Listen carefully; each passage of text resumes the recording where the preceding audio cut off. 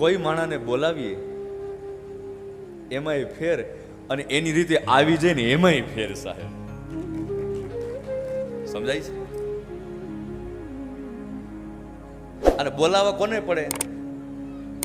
જે વીઆઈપી હોય ને એને બોલાવવા પડે, એને કંકોત્રી લખવી પડે ને એને આમંત્રણ દેવું પડે, એને તેડું મોકલવું પડે. સાહેબ એ ત્યાં તો આવે.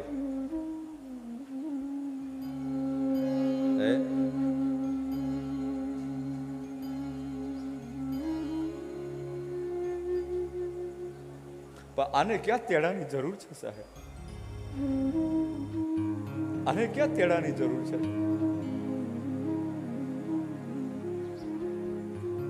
તમે બધા ભાગ્યશાળી છો સાહેબ.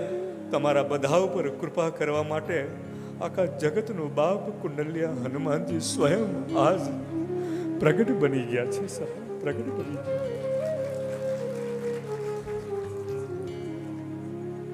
इससे बड़ी प्रसन्नता हमारे आपके लिए और क्या हो सकती है? क्या हो सकती?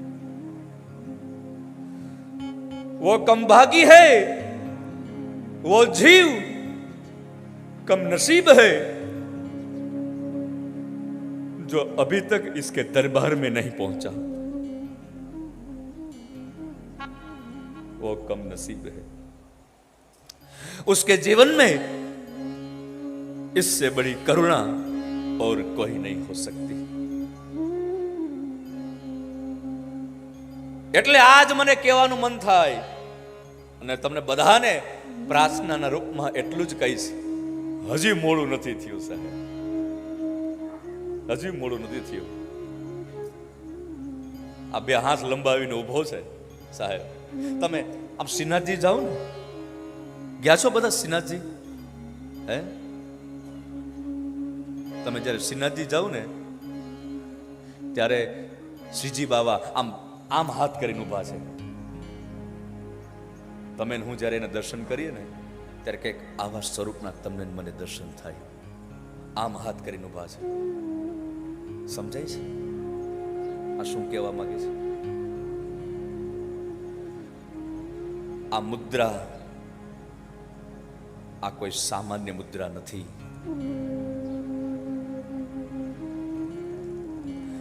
આ મુદ્રા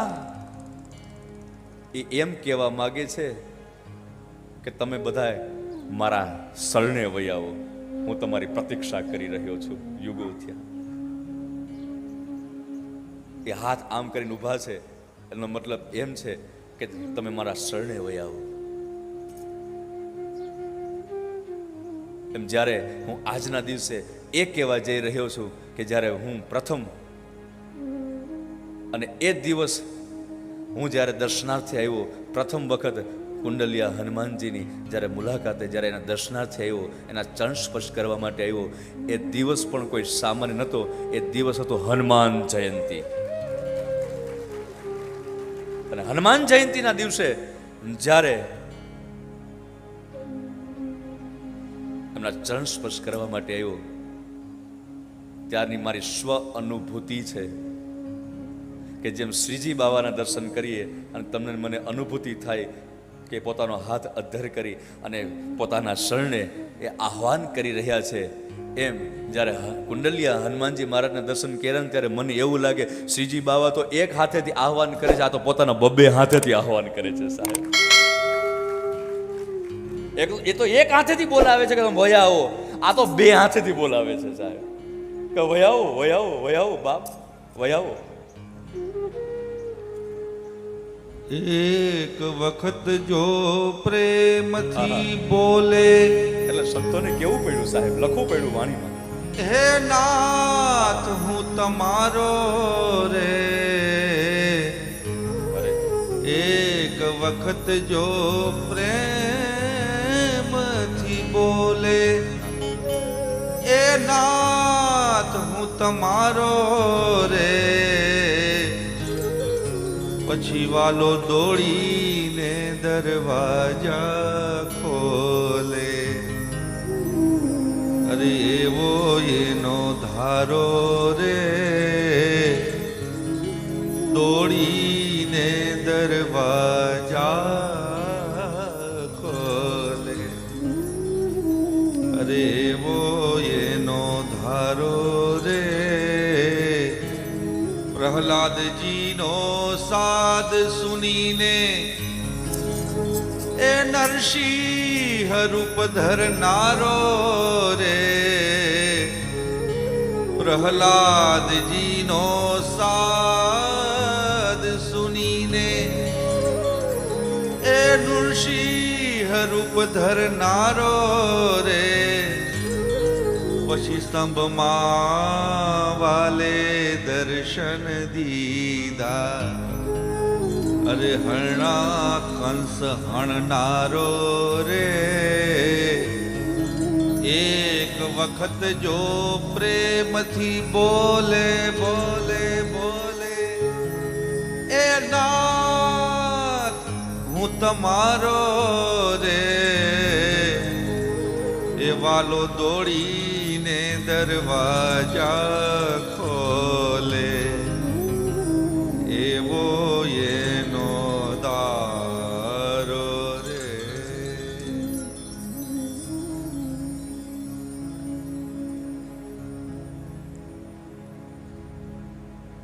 સાહેબ, હું સત્ય કહું, એમની કરુણા ની અનુભૂતિ હું આજ કરી રહ્યો છું.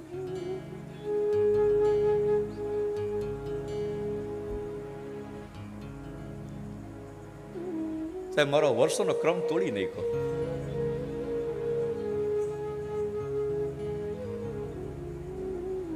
નહીતર કથાના પહેલે દિવસે આ મંગલાચરણ અને ધૂન પછી હું દર વખતે સવારના ક્રમમાં મારું દામોદર સ્તોત્ર હોય, પણ આજે મારો ક્રમ તોડી નાખ્યો હનુમાનજી મહારાજે. સાહેબ, આનાથી મોટી કરુણા કઈ હોઈ શકે સાહેબ?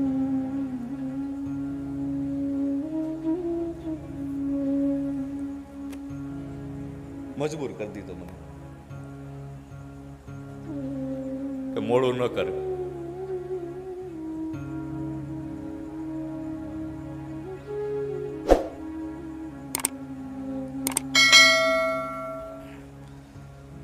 દામોદર સ્તોત્ર કર્યા વગર મારી કથાનો પ્રારંભ ન થઈ શકે. સવારના સત્રમાં દરરોજ આપણી કથાનો આ ક્રમ રહેશે. સવારના દરરોજ રાધા રાણીનું મંગલાચરણ બાદ ધૂન અને ધૂન બાદ દામોદર સ્તોત્ર, આ દરરોજ સવારનો કથાનો ક્રમ રહેશે. અને એ પછી કથાના પ્રવાહની અંદર તમે હું પ્રવાહિત બનશું.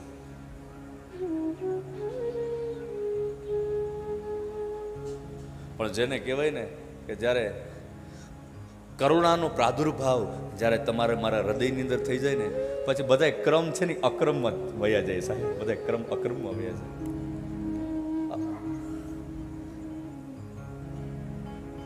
અને હું તો અમે ઘણી વખત કહ્યા કરું, કથા હોય ત્યાં ક્રમ ન હોય સાહેબ. અને જો ક્રમ હોય તો ત્યાં કથા ન હોય. કથામાં અમે ક્યાં ક્રમ લાગુ પડ્યા છે?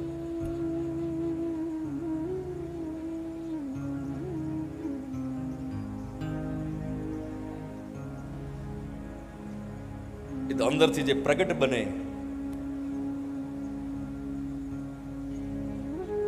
બસ એ જ અહીંથી રજૂ થતું હોય છે.